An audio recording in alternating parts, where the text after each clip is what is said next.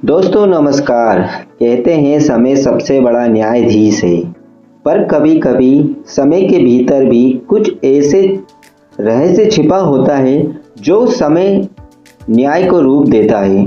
और वही है भगवान काल भैरव, भगवान शिव का वो अंश जो समय के अनुशासन को संभालता है। दोस्तों मेरी पिछले वीडियो में भी मैंने बहुत अच्छी आपको एक कहानी बताई थी, ज़रूर उससे आपको प्रेरणा मिली होगी। दोस्तों अगर आप चैनल पर नए हो तो प्लीज़ चैनल को सब्सक्राइब करें, वीडियो को लाइक करें और कमेंट बॉक्स में हर हर महादेव ज़रूर लिखें। दोस्तों चलते हैं एक और भक्तिमय कहानी की ओर। इसमें भक्ति है, भाव है, कुछ रहस्य भी है। तो दोस्तों काशी नगरी के दक्षिण में एक नगर था अविनाशीपुर।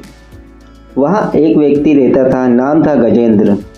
धनवान था पर हृदय से कठोर था। भक्तों का मजाक उड़ाता, मंदिरों की मूर्तियों को अपवित्र करता और अपने धन को ही ईश्वर मानता। एक दिन उसके दरवाजे पर एक भस्म से लिपटा साधु आया। बेटा कुछ अन्न दे दो, 2-3 दिन से भूखा हूँ। गजेंद्र हंस पड़ा। अरे बाबा, मैं क्या तेरे जैसा भिखारी हूँ जो दान दूं? और उसने दरवाज़ा बंद कर लिया। दोस्तों ये तो अभी शुरुआत है। साधु मुस्कुराए। समय सबको सिखाता है पर तेरे लिए समय स्वयं आएगा। और वहाँ चला गया। वो साधु वहाँ से चले गए, पर उसकी आंखों में जलता हुआ काल भैरव का तेज था। भगवान काल भैरव का तेज था। दिन बीते, गजेंद्र का धन घटने लगा, उसकी फसलें सूख गई, व्यापारी धोखा देने लगे, घर का सुख खत्म हो गया। एक रात उसने सपने में देखा एक विशाल काल रूप, भस्म से ढका शरीर, गले में रुद्राक्ष की माला और हाथ में त्रिशूल लिए हुए। उसने कहा, गजेंद्र तेरा समय समाप्त हुआ। वह जागा तो पाया दीवार पर वही साधु खड़ा था। गजेंद्र कांप गया। तुम कौन हो? साधु ने उत्तर दिया, मैं वही हूँ जिसे तूने भूखा लौटाया था। पर मैं कोई साधु नहीं, मैं हूँ भगवान काल भैरव। दोस्तों कहानी बड़ी रहस्यमय है। पूरा घर कांपने लगा। घड़ी की सुइयां रुक गई, दीपक की लौ ठहर गई। गजेंद्र चीख उठा, मुझे माफ करो प्रभु। भगवान काल भैरव बोले, क्षमा वही पाता है जो समय को समझता है। तूने अपने समय का दुरुपयोग किया है और क्षण को केवल लोभ में बांध लिया है। समय तेरे लिए विष बन गया और अब तू वही विष पिएगा। उन्होंने अपना त्रिशूल धरती में गाड़ा और गजेंद्र का अहंकार में डूब गया।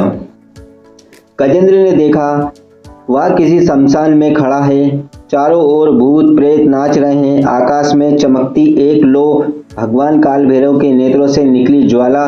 गजेंद्र ने कहा, प्रभु मैं पापी हूँ पर ज्ञान चाहता हूँ, मुझे सिखाओ कि समय क्या है। भगवान काल भैरव बोले, समय वही है जो कभी रुकता नहीं, पर तेरे जैसे अज्ञानी उसे रोकने की कोशिश करते हैं।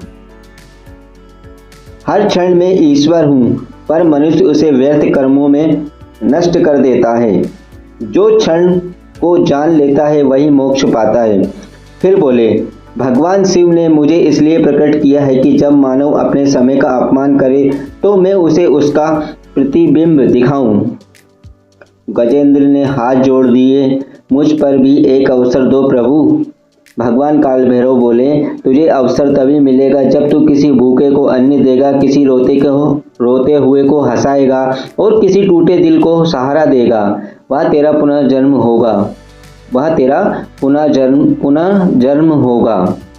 क्षण भर में अंधकार छट गया। सुबह का सूर्य उगा और गजेंद्र अपने ही दरवाजे पर जागा। सामने वही साधु खड़ा था मुस्कुराते हुए। गजेंद्र ने बिना सोचे उसे अन्न दे दिया, चरण छू लिए। साधु ने कहा, अब तू समय को पहचान गया है, तेरे भीतर का अंश अब भगवान काल भैरव का हो गया है। दोस्तों भाई और बहनों, ये कथा केवल गजेंद्र की ही नहीं, हम सबकी है। हर दिन हम हर दिन जब हम किसी को ठुकराते हैं, समय को यूं व्यर्थ करते हैं, तब हमारे भीतर भगवान काल भैरव हमें पुकारते हैं, जागो, समय को पहचानो। भगवान शंकर का अंश भगवान काल भैरव हमें यह सिखाते हैं कि जो समय का आदर करता है वही परमात्मा के निकट पहुंच जाता है।